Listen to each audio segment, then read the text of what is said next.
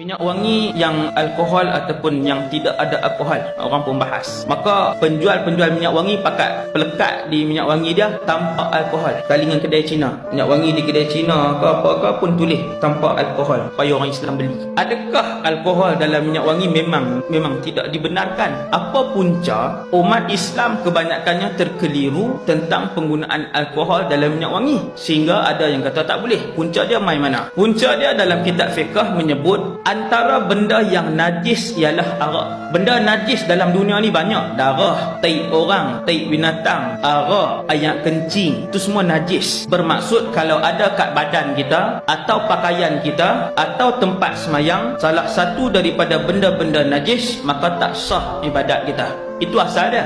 Makanya kalau ada darah kat baju kita, kita nak semayang, sah ke tak? Tak sah, sebab darah najis. Kalau ada air kencing kat tangan kita, tak basuh, dia kering macam tu aja, bau air kencing, kita pun terus pergi semayang, sah ke tak? Tak sah, sebab di badan kita ada najis. Begitu juga kalau kena arak dia tu kat baju kita terus pergi semayang, sah tak? Tak sah, sebab kena najis. Maka orang duk ingat alkohol yang ada dalam minyak wangi itu adalah arak. Tuan-tuan sekalian, guru fizik kimia saya bagi tahu, dia bukan arak hak minum mabuk tu, cuma nama dia alkohol. Maka kalau tuan-tuan rujuk pada ulama kontemporari pun, Dr. Wahbah Zuhaili, Dr. Said Ramadan Al-Buti, ni semua imam-imam besar zaman hari ni, dia berkata betul, alkohol yang ada dalam minyak wangi bukanlah arak yang merupakan najis dalam kitab fiqh tu. Maka alkohol yang ada dalam minyak wangi adalah satu bahan yang nama dia kebetulan alkohol.